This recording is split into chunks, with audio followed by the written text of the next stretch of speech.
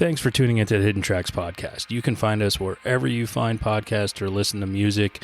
When you have an opportunity, please give us a 5-star review, write a little note, tell us how we're doing. We really appreciate it. It helps us keep this thing going. If you want to reach out to us, you can find us at Facebook at Hidden Tracks. Instagram is at HiddenTracks99, and if you'd like to send in submissions or talk to us or give us any feedback about what we're doing, our email is myhiddentracks99@gmail.com. Thank you so much again for tuning in, and I hope you enjoy the show.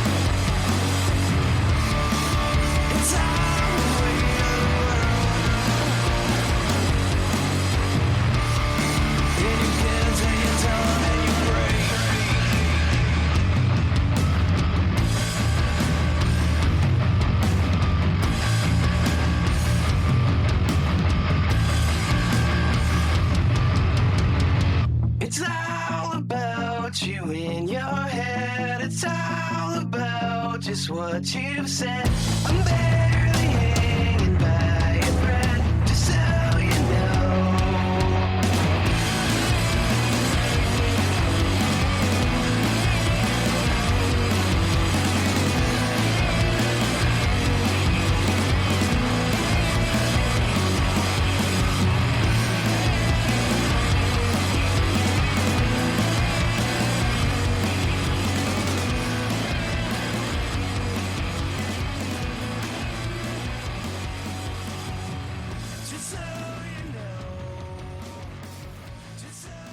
What's up, everybody? I have Joey from BLEACH GARDEN, the awesome band out of Atlanta, Georgia, that we recently had on our weekly threes. If I'm listening to them, you should be too, and I'm really happy to have them here today. How you doing, Joey?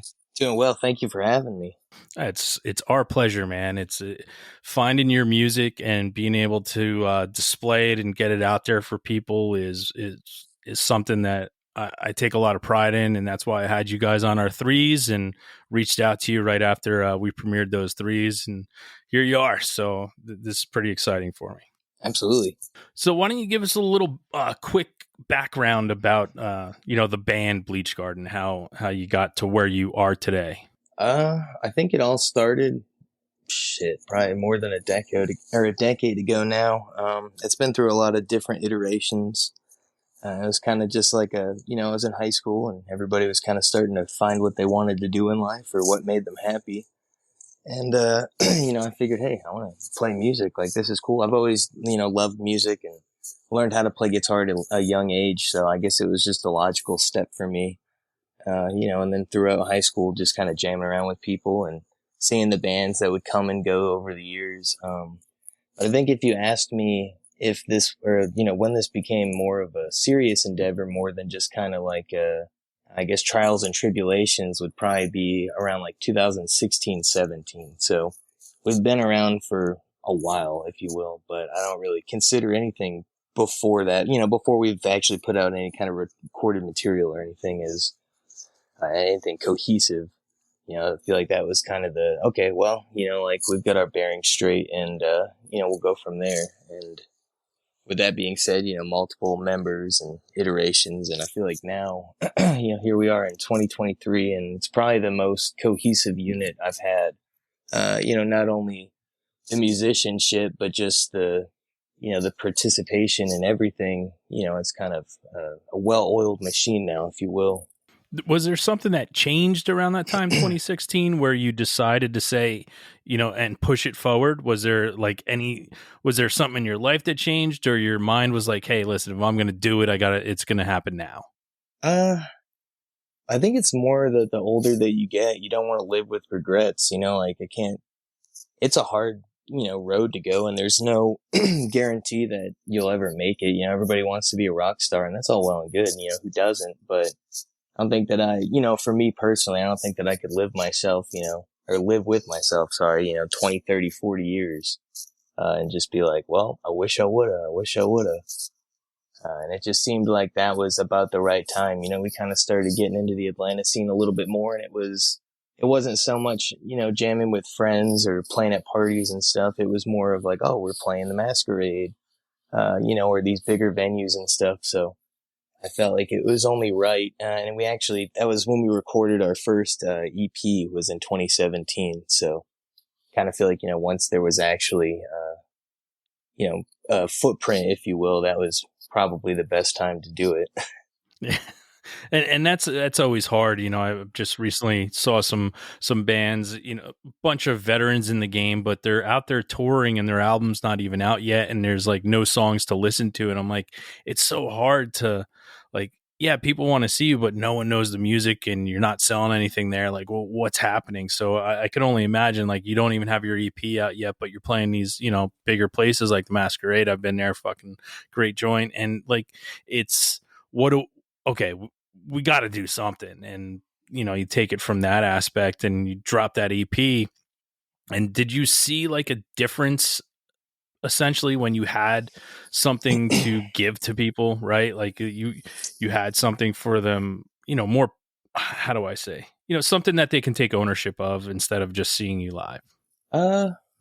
Probably so. I think, like we did like little home recordings and stuff, the old bassist back when, like we'd go to his house, and that was kind of where we cut our chops as far as like learning how a studio works. Surely it wasn't a very good lesson, but the basics thereof.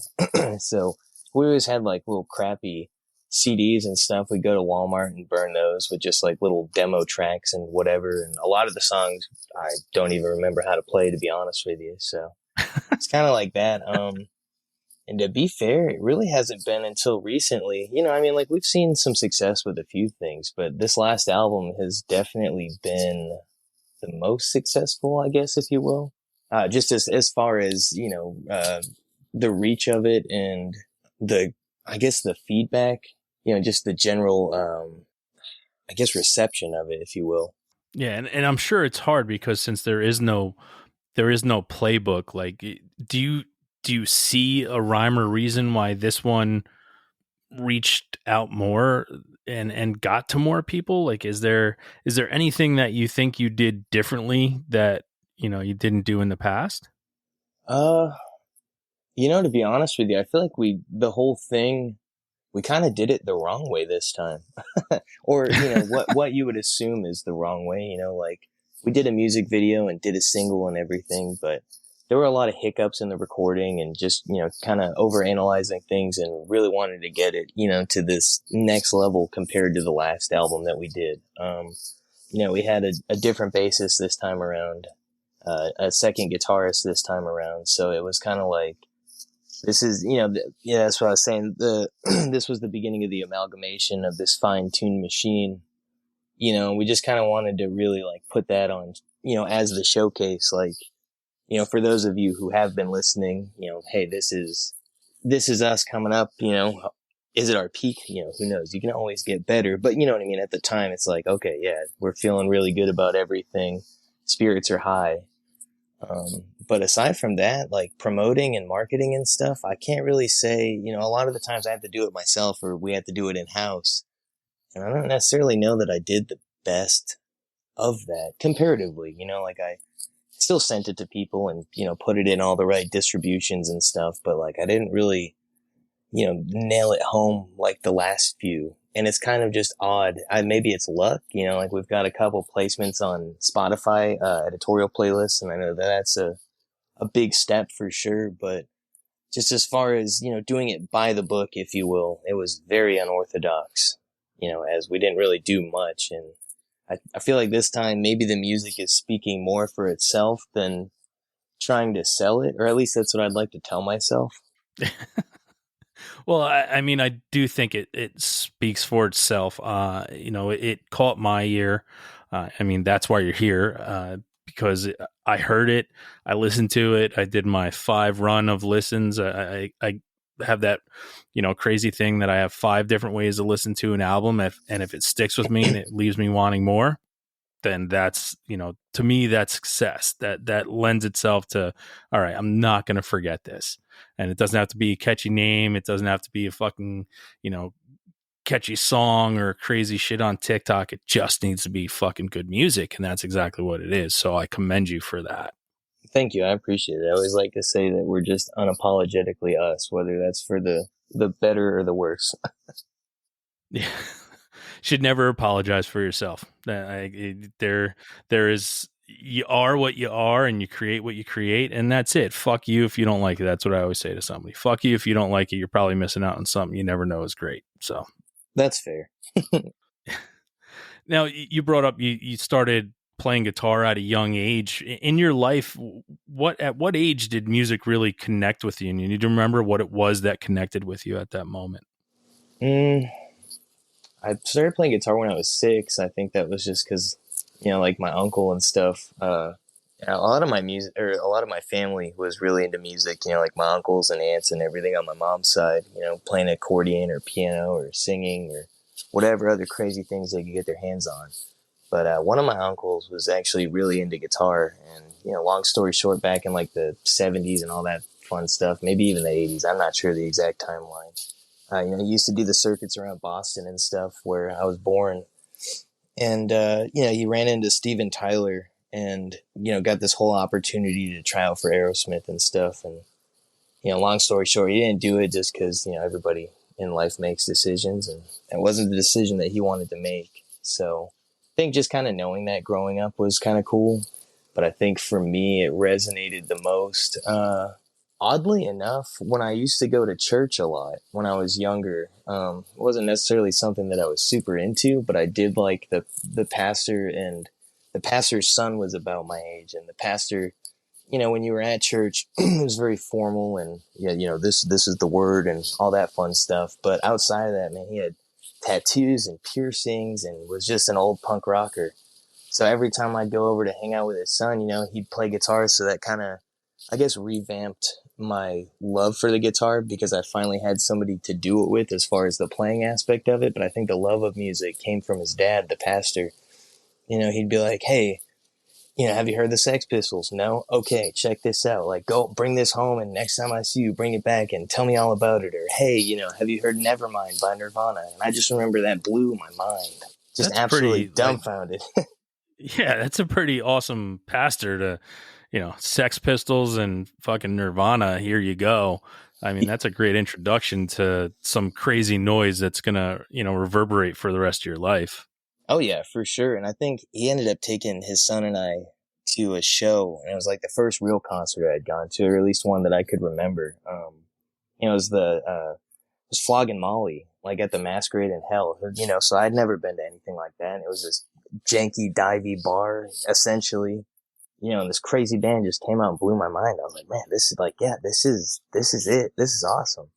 Especially in the formative years of like 12 and 13, you're not quite a kid anymore, but you're not quite an adult. And you're like, I don't know what I'm going to do. Yeah. So do you remember what it was that like you yourself found that like brought you to, somewhere different, at that moment? You always have that intrinsic moment of you finding your music and your style on your own. Do you remember what band or artist that was that you found that you were just like, all right, this is my honey hole right now? Mm, I think it changes a lot, and it's funny because everybody knows the band that's going to come out of my mouth. Because God forbid you like something, and then you spend the rest of your life trying to get out of its shadow. But I definitely say it was In Utero by My, Nirvana. the, my favorite Nirvana album, and I think it's, to me, and I don't care what anybody says, I think it's their best album. In Utero? Yeah. I agree. Yeah, I really loved Nevermind, and it floored me when I was younger and everything. But then just to learn the backstory of, these three essentially average people, and honestly, I don't know what I like about the band more is the fact that they were three deadbeats essentially who just happened to make the greatest band of the last century or what have you, or arguably, but it just gives hope to just an average kid. Like anybody can do it. What would they have done if they didn't do that? Most of them were high school dropouts and everything else. Like if that's not an inspiration or an underdog story, like I don't know what is. And then I remember hearing In Utero for the first time and being like, oh yeah, like Smells Like Teen Spirit. Yeah, it's Nirvana. And then just hearing the very different recourse that they took with the album and just how much more angry it was. And there was just, even though a lot of it doesn't make sense, I guess poetically in a way, there's just a lot more substance there, and it just felt a lot more real. Not that the polish sounds not a bad thing, but there was definitely just something more real about it. Yeah, I Almost can see abrasive. that. Yeah, and I mean at that moment too, I mean when they bring Pat Smear in, you get that extra guitar, so you have someone who came up in the Germs, so it was nothing that was ever, you didn't have anyone in there that was a polished musician, right? It was just grinding and making things sound the way they did, and they just found a way to do it and differently than anybody else. And you brought up a good point. I've said it here 1,000 times.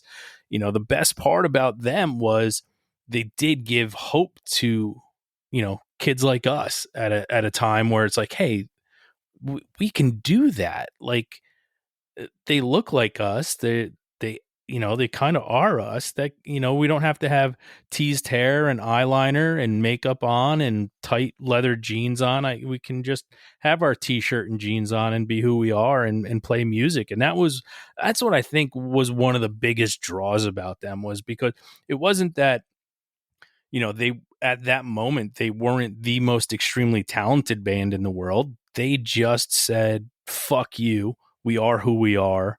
Either like it or you don't. It doesn't matter. Yeah, absolutely.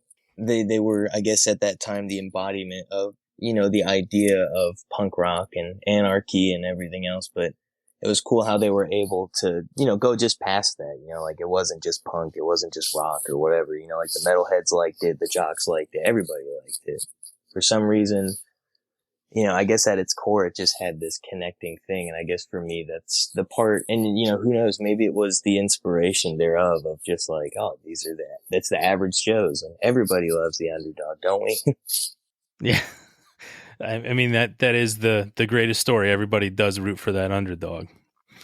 Now, going from there, and when you start playing guitar at 6 years old and continue moving on, after you got out of your bedroom stage of playing guitar, right? Did you like force yourself and run out to find friends to play with and start a band? Like, was that, a motivation thing of just making noises somewhere?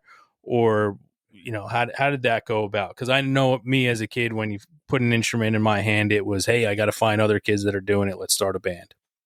I think, yeah, that was definitely a big part of it. And I guess now that I'm a little older than that, obviously, I can't say that it was the best idea, but for I guess the formative years of learning how to play in a band and, just gelling with people and like just having other people to play with in general, like I feel like that's a talent in itself.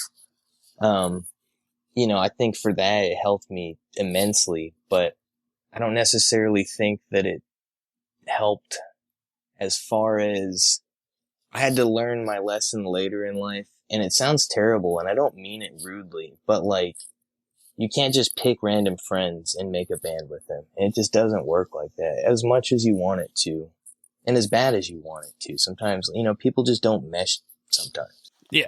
It's personality, and especially the hardest part too is starting a band with people who you are friends with and it not working out is like losing a friend. That's why, I used to think looking in the back of fanzines and going to the local music store and seeing, bassist needed, drummer needed, and like you're just hooking up with random people and then you become friends through that.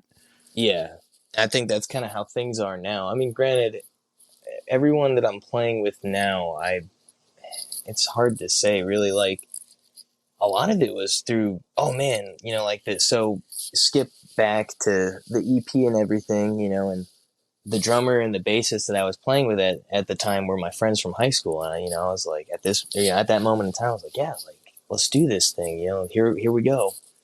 And it just didn't work out like that. And, the hard part is when, I guess, you start progressing yourself and you don't see that same progression, in the people that you play with.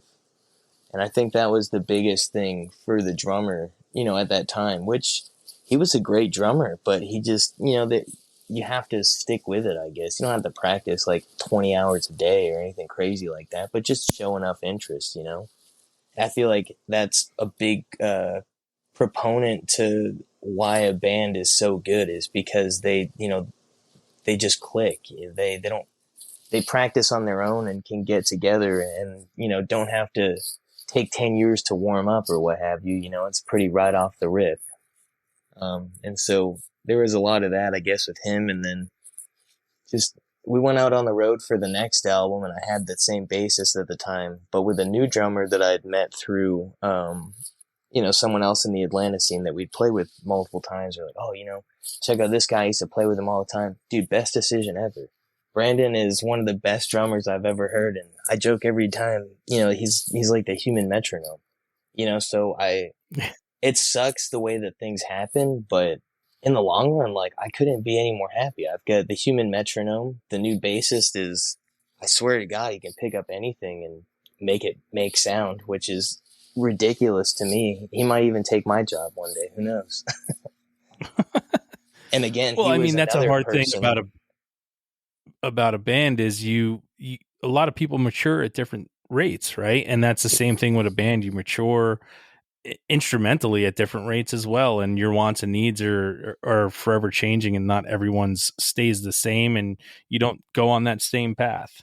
Yeah, and that's okay too. Like, I still talk to these guys, and we're still friends and hang out every so often when we can, but we're married and have kids now and everything. So, but I think to me that was probably the biggest kick in the ass, was when my wife and I got married and had a kid.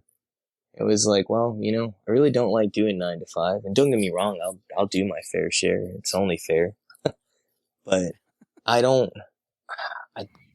just am not okay with living a simple life. And I don't mean that I have to be larger than life. It's very egocentric or God complex, but I can't live knowing that there's other things out there. And like, I'm very much a person that wants to try things. And even if I'm bad at them, at least I can say, like I said earlier, at least I can say that I tried something. And if I fail, it's okay. If you're afraid to fail, you'll never try. And if you never try, you'll always fail. Yeah, it's a good way of looking at it. I've always been of the ilk that, I know what I don't like because I've tried it all. Yeah, but how are you supposed to know what you do like? Yeah. Like, I know I don't like broccoli. Okay. I've tried it 5 times. I don't fucking like it. That's fair. Yeah. I give you 5 chances. Yeah. So when you rushed out and started to meet friends and start a band, what was the name of your very first band ever? That I honestly don't remember, because before, Bleach Garden was the name, and man, I wish I could go back. And this is going to open a whole nother can of worms, because I can't tell you how many times, oh, where'd you come up with the name? Or, oh, you must be a Nirvana Soundgarden tribute band. And like, back when I was in high school, so I had played with another, group of friends in a different band. And I think the name of that was like Phoenix or something. It was very short lived, but that was like my very first, hey, I'm in a band. This is cool, and then I was like, well, yeah, it'd probably just be easier to do it myself. Just the coordinating all these people and everybody trying to do this or that. And then you have people like taking the reins and stuff. It's like, well, why don't I just like try to go make my own band, like find people that are like-minded instead of just forming together this hive of very different people. And I guess that, I mean, band names has always been like that, where it's very random. At least I feel like a lot of the times, you know, like especially when I was in high school at the time, it seemed like every band name was just like verb, noun, adjective, verb, or, you know, whatever, toilet seat, like just two random ass things. Like, okay, yeah, Bleach Garden, cool, works for me. I don't look too much into the name of it, but God, do I wish I could go back now and change it, only because I'm stuck with it now. And there's nothing wrong with that, but just to hear, you know, all the times of this and that, and it's like, y'all are getting stuck on the name, and that's cool and all, you know, like I think it should be prolific in its own way, I guess, but my intent isn't, you know, I'm not writing a book. It's not supposed to be, you know, looked at that as such. I feel like a lot of people don't want to dive deeper because they just see the cover and they're like, meh. I don't feel like that's in our intent, you know, as a band and just as musicians in general. Like, but that, you know, includes remarketing and rebranding, and it's been this long, so might as well just keep on with it, right? Yeah. Yeah, we're the same guys, different name. I mean, I've seen bands do it, and it's one of those things to try to, also when you're curating your catalog or somebody's trying to find you, everything changes and it's just fucking weird, you know. But when you come up with a name when you're really young and you kind of catch on a little bit, and then you decide, wow, that was really stupid, and try to change something later, that it almost becomes harder. You might as well, just like you are, just suck it up. That's it. That's who we are. Yeah. And I mean, like I said, I don't personally have a problem with it. I just more so am tired of answering the same 3 questions, you know, about it. And it's like, one of these days, like we did me and the other guitarist, Ben, did a podcast for, it was a podcast for the Oconee Library. They do like a music series out in Athens, you know, and they asked the same question. And I'm like, all right, well, look, like, let the record state this today is, you know, whatever, June 7th of 2023. And here's the answer you're all burning for. Like, I hope everybody stumbles upon that one day and we can just put it to rest. I like that you're not bashful about it, because I mean, you can definitely, I can understand how that comes to a point with a name and trying to figure things out. I've gotten asked, well, what's Hidden Tracks mean? I'm like, well, if you grew up in the era I did, there was a CD, okay, it was a compact disc, and people would hide songs on it, and it'd be song number 99. Ipso facto, Hidden Tracks 99 for all of our stuff. Yeah. Like, but that's brilliant. I'm like, they don't have it on Spotify. Yeah, I'm like, they don't have it on Spotify. You'd have to create your own 99 songs. I'm like, but that's how it came up. And people are like, oh. I'm like, yeah. I'm like, an infamous one would be Tool. Go out and buy Tool Undertow on CD, an original copy, play it all the way through. You get the song 99 and you'll be scared shitless. Like, there you go. Yeah, or, you know, going back to Nevermind, Endless Nameless, 20-something minutes after, what, I guess it's Something in the Way. I remember the first time I heard that, I was like, man, this is genius. Like, it was worth the wait. Yeah. But that's brilliant, though. I mean, shit, what's a Bleach Garden? I don't know. I'm not really one for names, I guess. Yeah. Now, growing up, how old were you, and do you remember your first concert you ever saw? Yeah, it was probably that one, I guess, with Flog and Molly, and I had to have been like 12 or 13 or so, I guess, because I lived in Massachusetts for a lot of my younger years, and then moved to New Hampshire. And it wasn't really till I got down here that I finally kind of started making friends and fitting in. It wasn't like the weird kid that everyone picked on and stuff. So probably about like 8th, 9th grade. But I mean, I guess that's the proof in the pudding there. You know, I was destined to do music. Isn't it always the weird kids? Yeah, well, it's the ones that don't fit in, right, and find their stuff. I mean, it's a telltale story. I mean, it happens on this show very often. Like, I didn't know, you know, people say I don't know what I wanted to do, and I just, you know, didn't kind of fit in, and you know, and music always lends itself to being inclusive, right? I think that's what the best thing about music is. No matter what, you can be included in some sort of group and find friends and have a community. And that's the best, you know, one of the greatest things that come out of it. It lends itself to have a place for us You know, for me, I'll consider myself a loser to fit in somewhere, right? Yeah, And absolutely. It gives the voiceless a voice, and I feel like that's another big thing about it for me. You know, like if I can have somebody listen to the shit that I spew out of my mouth and it makes sense and they relate to it, like that's really all my job is. I just want to communicate and relate to people and have people hear me, I guess. You know, sometimes I don't feel like I'm very heard, or at least I didn't growing up. So it's kind of just a way to at use that my time, voice. yeah. Well, and when you're young, you don't feel like anybody listens to you no matter what. And I think that's what lends itself to art, all arts, right? You know, any type of art, writing and painting and, you know, creating. It's just that creative nature. If you have that, I think you always have something. You can always, I always look at it as, I get asked sometimes by my wife, she's like, what are you going to do if I'm not there tomorrow? Like, I'm going to create something, like, because that's all I can do when I'm alone is create something, because I Yeah, always have that. And you don't always need someone else there with you to create, which is, you know, a pretty cool thing too to think about. Like when you sit back and think about it, if you can be alone and you have an opportunity to create something, you're never alone. absolutely. Yeah. I never All right, actually thought flogging. about it like that, though. It's Yeah, really I'm sorry. interesting. No, that's like a really interesting perspective. Huh. Well, Just breaking down walls, bud. That's what we do yeah, here. yeah. Wow. Very fourth dimensional.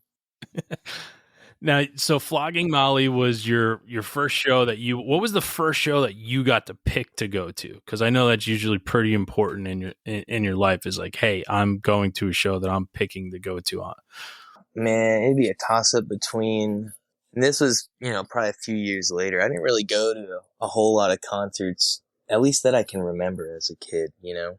So it was more so like in high school and stuff when I'd have a group of friends and we'd all, oh, dude, you know, so and so's playing. So I think given that, it's probably a toss up between going to go see the Melvins, at the Loft, which is like this way tiny venue. They shouldn't have played there. I mean, they probably could have killed somebody with the Sonic Armada that came out of those amps in such a small space. Or seeing the Pixies at the Fox Theater. I think that one probably resonates more so just because it was just a really magical night. I don't really know why or how, or but just seeing all them up there and, you know, hearing all the hits and everything. I think it was actually an anniversary show that they did for Doolittle. So they played that whole song, and, you know, of course they played some of the stuff off Surfer Rosa, but it was just the perfect experience. You know, like I took my wife to go see the Pixies a couple months ago.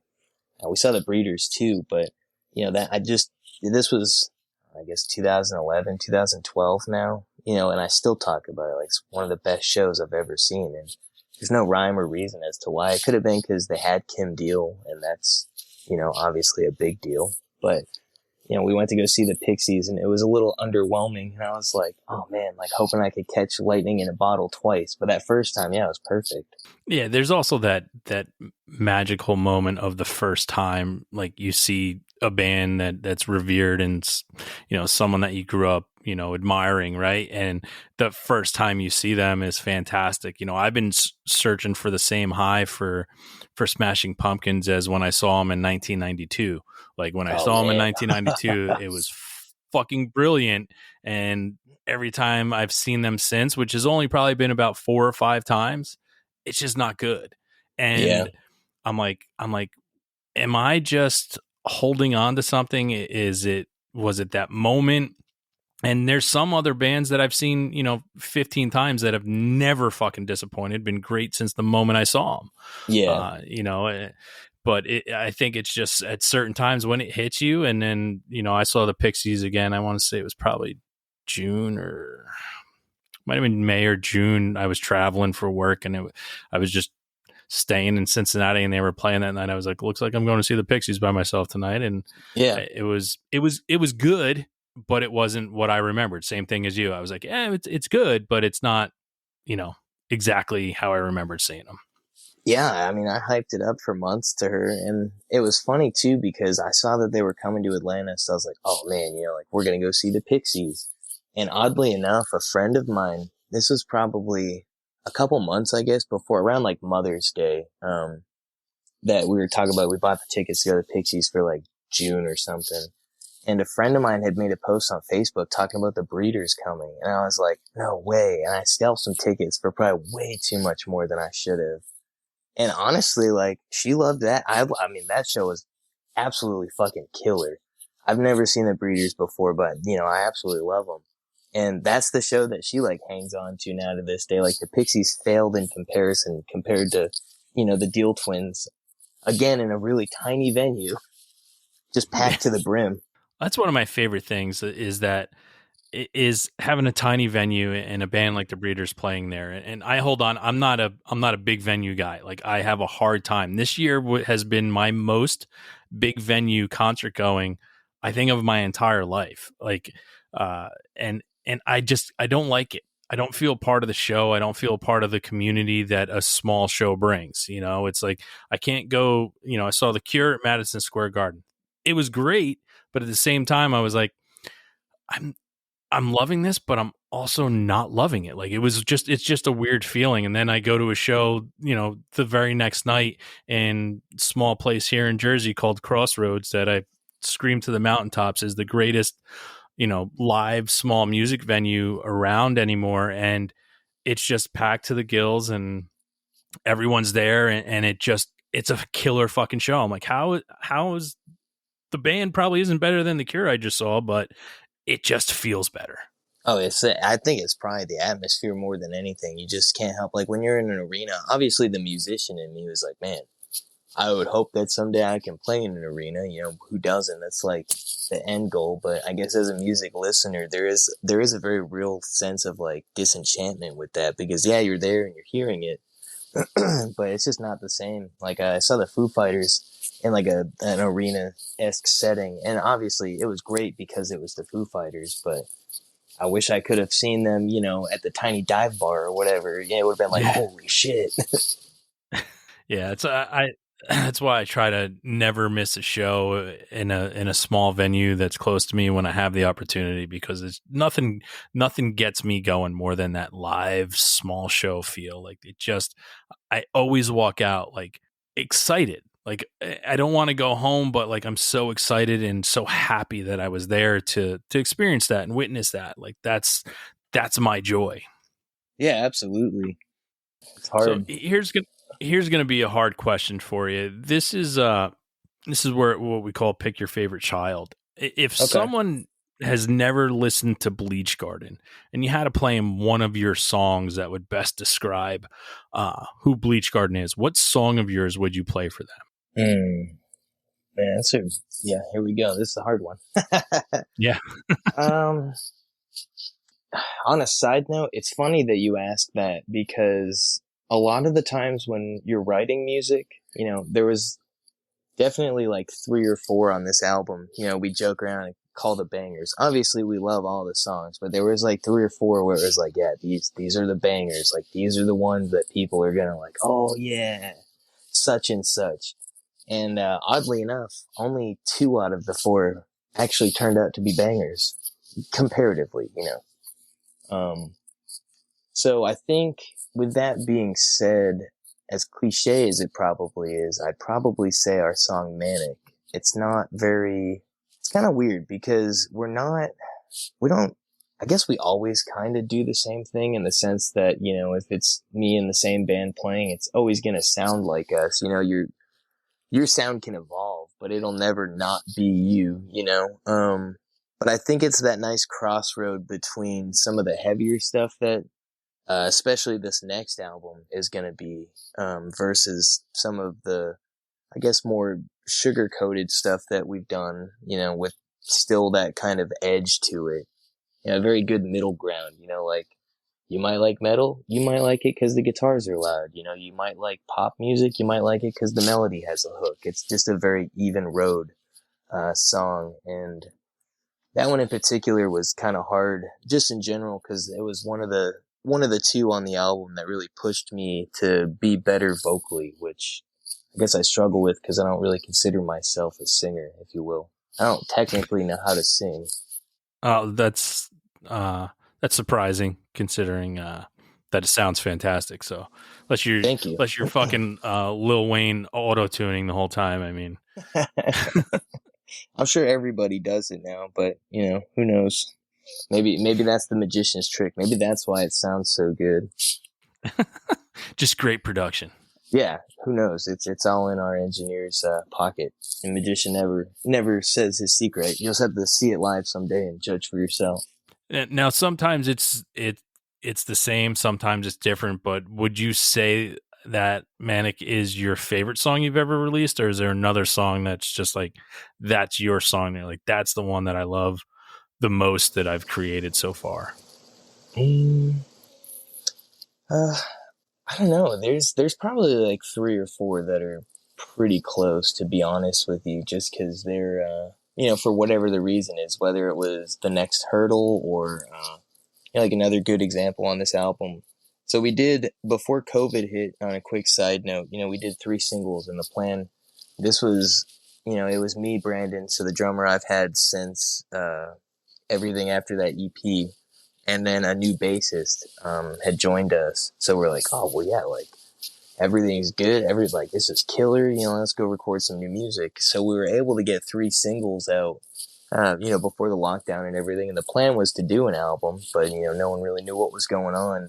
So we ended up going, when we did Nepenthe, we did those 3 singles again, obviously with our and second one of them's my guitarist favorite. that we added. I noticed that. I saw that on Bandcamp earlier, and you had a very eclectic mix of the 2. Yeah. Those are the 2 that will be in the episode, because those are my 2 favorite. They're good choices. There's definitely good stories for both of those. So with that being said, I hate when artists do that, I guess, to rehash the same thing, but it only felt right to me and everybody, just because, we had a second guitarist. I'm sure it doesn't sound that much different. Production wise, it sounds a lot better. It was the same engineer, but just a different place and, a little more experience on both parties' parts and everything. And it just felt like the right thing to do, because it feels like we left it on a cliffhanger, and nobody likes that. And I wouldn't be happy personally if I just had left it as 3 singles with, nothing attached to. But one of those, Rise Up, was definitely, for me, another special one, just because, again, the underdog. And it was the first time that we had incorporated strings into a song, and I am a sucker for that kind of stuff. I swear, if I could just be like a orchestral conductor and a rock star, it'd probably be like the perfect life. Just, go from gig to gig. It's never too late. Oh, I know. But, so yeah, I mean, that one, it really, just depends on what the criteria of it is, because there's a lot of stuff, that gets introduced that never gets made. So I feel like anything that does get out to the public, there's an admiration for it for one reason or another. Definitely. So it's kind of hard to say one for sure. Yeah, no, I completely understand that, and I'm just being the asshole trying to have you narrow it down. So I refuse.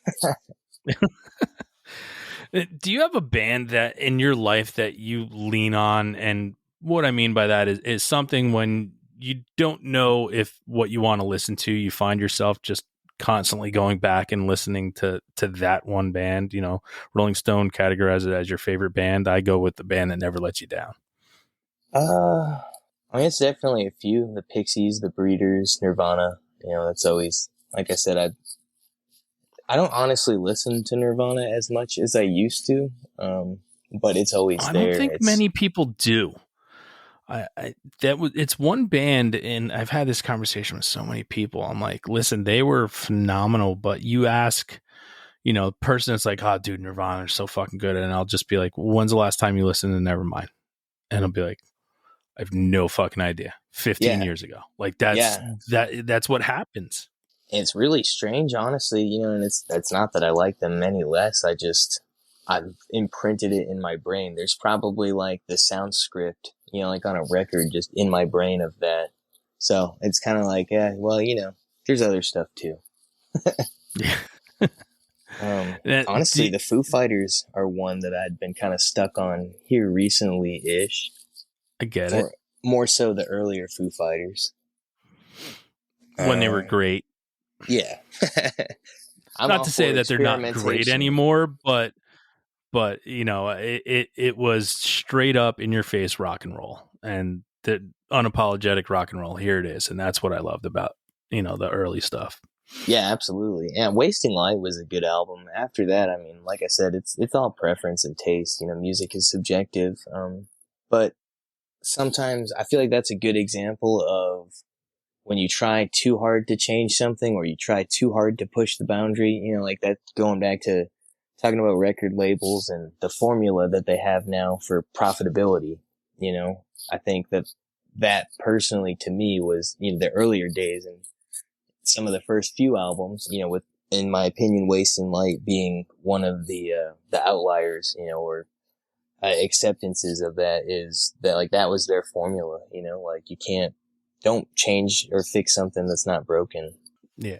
And I love Wasting Light. I mean, that was an album that I had to, you know, kind of talk some friends into too. They kind of were poo-pooing it, and I was like, nah, you got to listen to it. There's some really good shit on here, and some really hard shit that I was really excited to hear.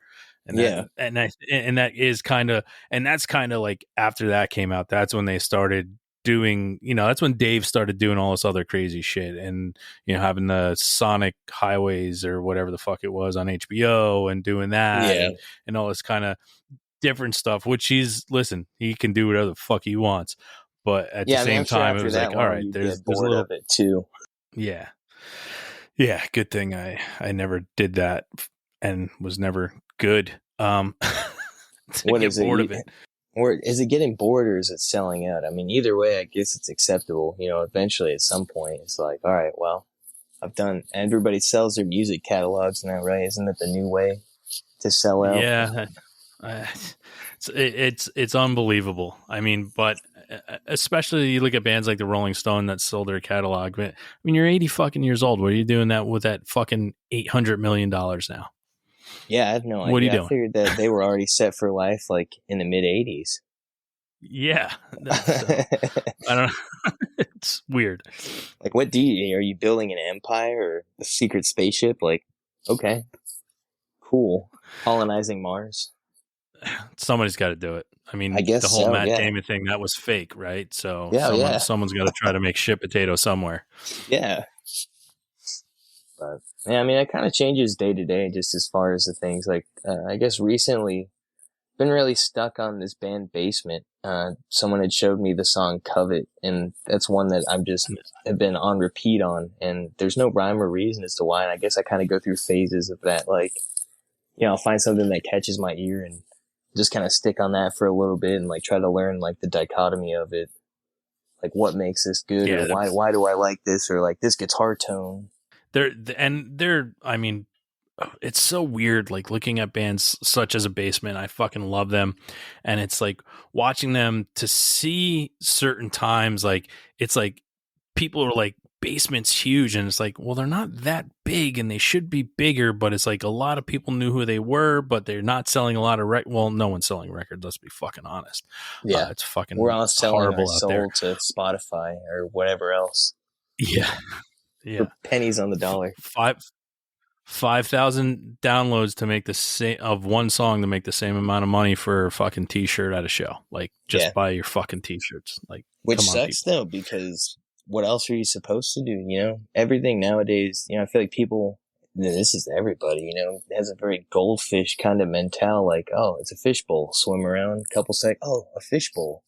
Oh, look, there's that rock. Oh, look, another rock. You know, like the only way, I think relevance and content is key nowadays, which could be a good thing because you can reach more people that way. But I think it's a negative in most ways because, you have to rape and compromise your art. And, you know, it forces people. Nobody wants to wait.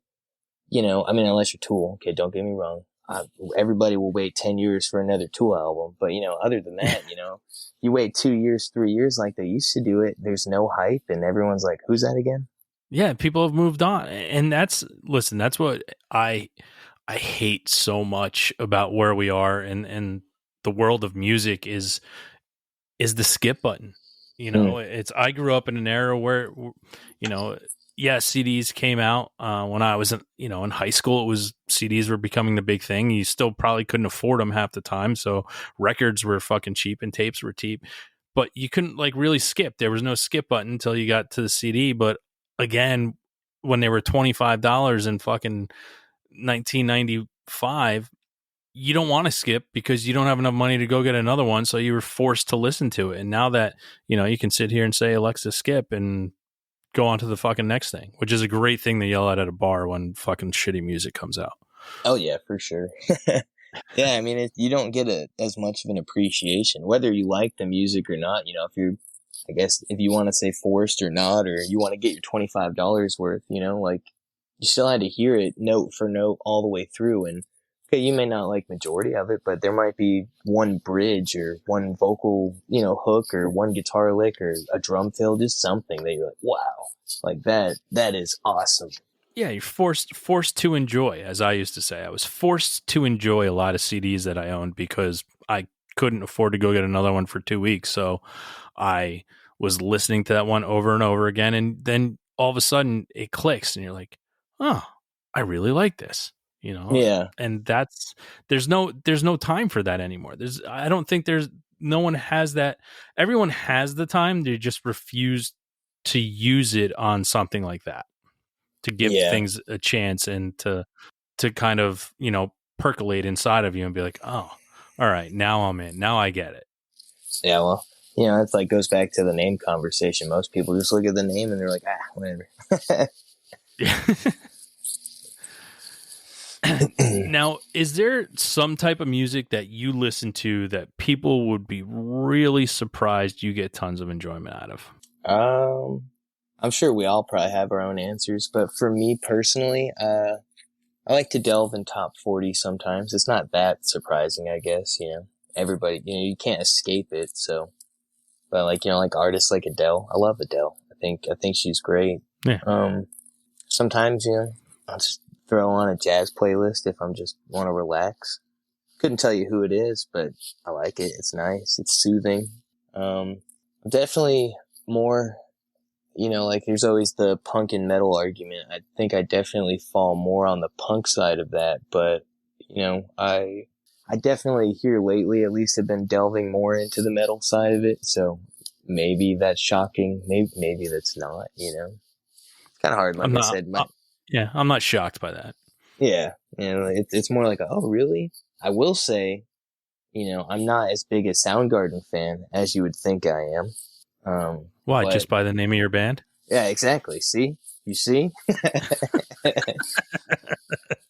I mean, I don't dislike them, but just comparatively, I think that there are other acts that I like better, and again, it's all subjective, but yeah, that's a perfect example. I always love that. Yeah, I mean, I'll listen to Creed. I'll take the shit for that. Whatever. It's 2023 now. We forgot about all that, right? No, I don't think people have. Hey, Nickelback's cool again. I saw it on Facebook. Okay. There's something about that. Okay. You follow different people than I do, I guess. Fair enough. I don't think I can ever get over that. To be fair, though, I don't even know what they did they just existed and people just honed in on it and hated it. And, hey, sometimes that's just the way it works. But, I mean, so many people hated them. They sold 40 million records. That's how many people hated them. Yeah. Right? Man. I mean, hey, it's like that broccoli you had last night. You didn't really want it, but you ate it. Nah, but for real, I mean, I respect all different kinds of music. And I guess for me, it's more, I don't know, there are things in music that, and I guess the more that I do it and the more that we record and everything, like a big thing, on this album was really trying to nail like textures and overtones and just little things like that, and it wasn't such a cut and dry, like, okay, drums, bass, vocals, double track on the vocals, double track on the guitars, like we were really more cognizant of, like space fillers. Like a little lick here or just, some delay here or whatever. And, I think since that, it's really, I feel like it's like opened this gate almost where I can hear music and appreciate the mix more than just hearing the song now. So with that being said, like there could be some off the wall thing, but if it's just got this really cool chord progression or, drum fill or whatever, I'm all in on it. I don't really necessarily judge it as the whole anymore as I used to when I was younger. And it's more just like, wow, like the transition of this or, what have you is I think really captivating to me now. Nice. World's going to end in 5 minutes. Meteors crashing into the earth. You have to listen to one song before life ceases to exist everywhere. What song are you listening to? Probably like Cap by Death Cab for Cutie. That way I could not feel so bad about dying. Listen, that was a very fast response. I appreciate it. I had to think of something that was melancholy enough to take my mind off the fact that the Earth's ending, because I'd probably already be having, a hell of a panic attack as it was happening. So I already have it saved in my phone. So as soon as I know it's happening, it's right there. It's end of world. I just click on that, and I never have to search. Maybe, or who knows? Maybe it'd be the soundtrack from that Doom video game. It'll either add to the anxiety or just make it that much more badass. Yeah, anything by Hans Zimmer. Yeah.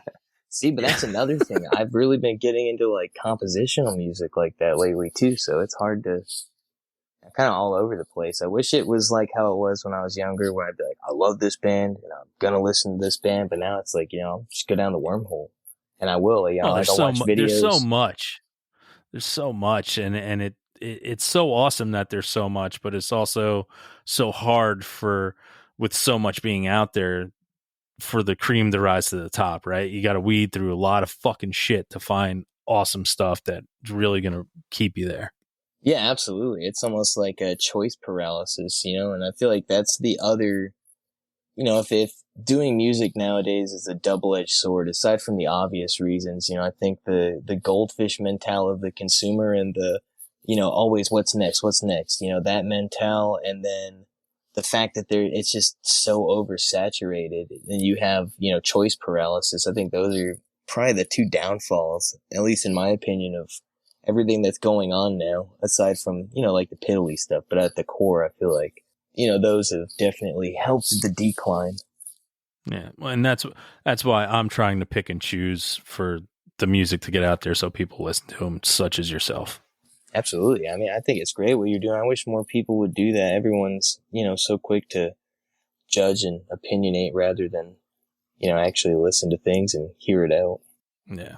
So before we get out of here and we move on to our last segment, I'd love to give you this opportunity right now to shout out to all the people out there how to follow and find everything that Bleach Garden is doing.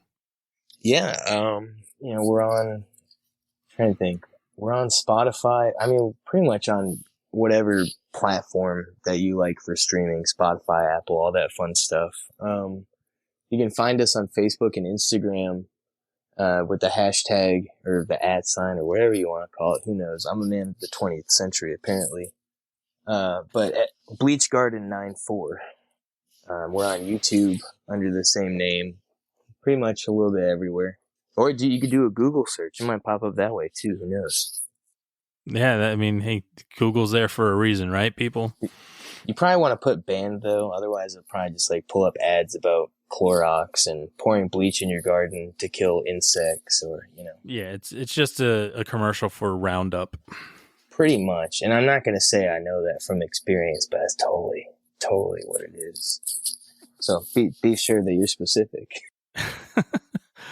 Well, we are on to our segment where you guys first showed up. It's our weekly 3 segment of 3 things we're listening to. You have your 3 that you can share, and then I have my 3. Okay. So I think the first one will be a shout out to the homies from Atlanta in Bog Monkey. They are a great, how would I describe them? I don't want to do them an injustice with all this genre describing, but it's too many subgenres to describe a band anymore. Sludgy doom, sludge. Okay. They're really great though. I think one of my favorites is off their last EP. It's a song called Tunnel.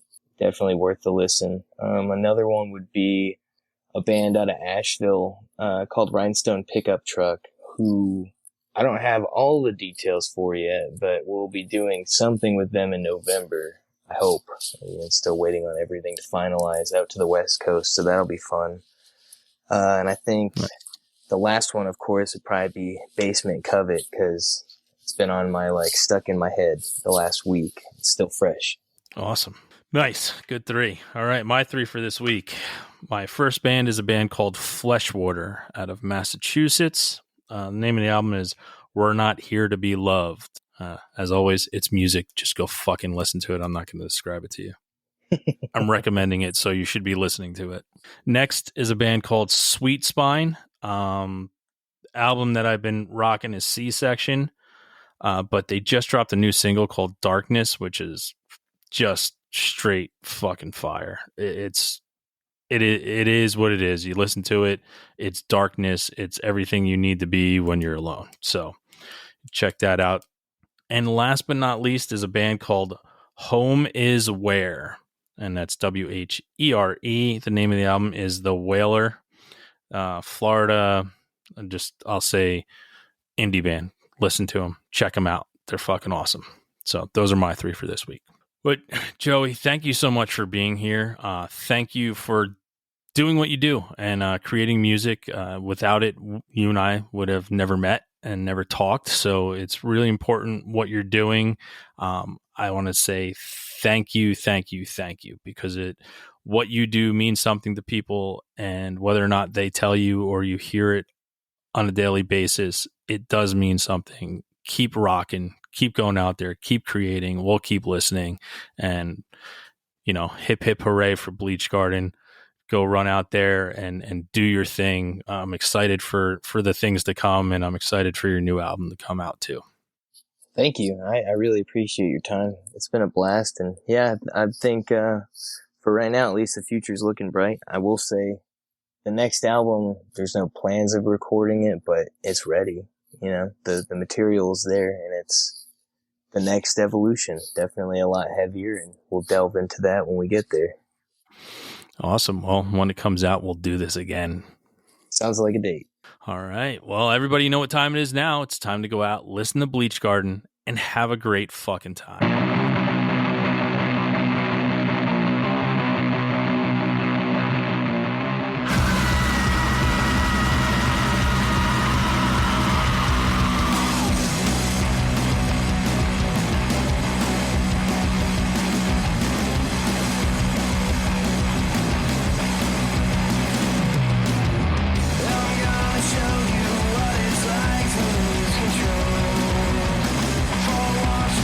Before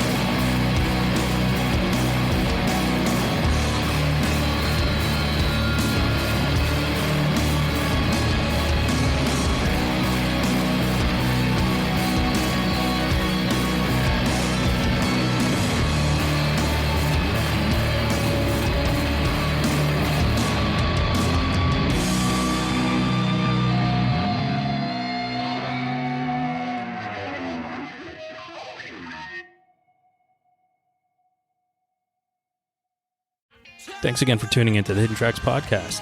We hope you enjoyed this week's show. Don't forget to follow us on Instagram at HiddenTracks99. Also, send all your submissions myhiddentracks99@gmail.com. Tune in next week. You may find your new favorite band, and don't forget to go out and have a great fucking time.